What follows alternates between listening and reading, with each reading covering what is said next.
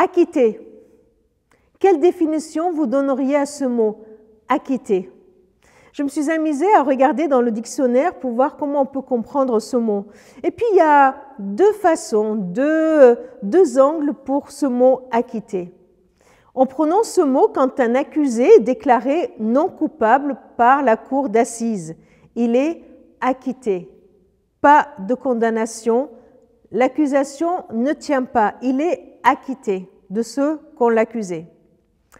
Il y a un deuxième sens qui nous vient et qui est plus évident à voir quand nous le voyons apposé comme un tampon sur, par exemple, une facture que nous devons. Le tampon acquitté. Cela ne veut pas dire que la facture est annulée, qu'elle n'aurait pas dû être, mais cela ou qu'elle est fausse, mais cela veut dire que cette facture a été payée, acquittée. De même, notre dette qui est acquittée, eh bien, elle n'est plus due. Pourquoi? Parce que quelqu'un l'a réglée. Dans Colossiens, nous lisons autrefois, Colossiens 2,13, autrefois vous étiez spirituellement morts à cause de vos fautes et parce que vous étiez des incirconcis, des païens.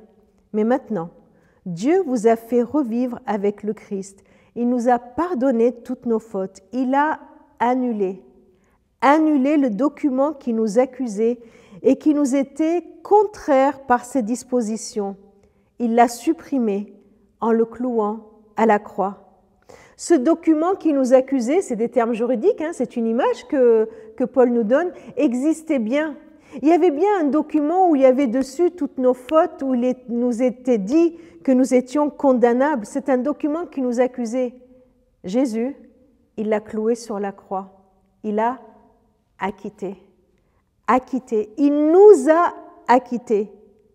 Et les conséquences, nous le lisons dans Romains 8, chapitre 8, verset 1. Il n'y a donc plus de condamnation. Il n'y a aucune condamnation pour ceux qui sont en Jésus-Christ. Voilà ce que nous pouvons déclarer. Voilà ce que le Christ déclare sur nos vies. Notre dette est acquittée. Jésus-Christ l'a payée sur la croix.